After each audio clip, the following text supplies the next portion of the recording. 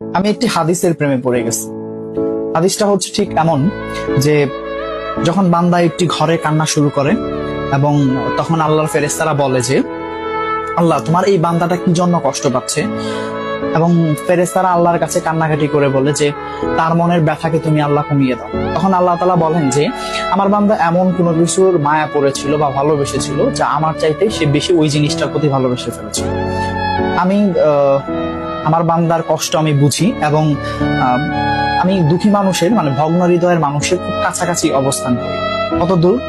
এক হাত দূরে আল্লাহ তাআলা অবস্থান করেন। এবং আরেকটা কথা হচ্ছে ফেরেশতারা তখন বলতে থাকে আল্লাহ তুমি চাইলেই কি সেই বান্দার সেই অভাবগুলো তুমি পূরণ করতে পারো না?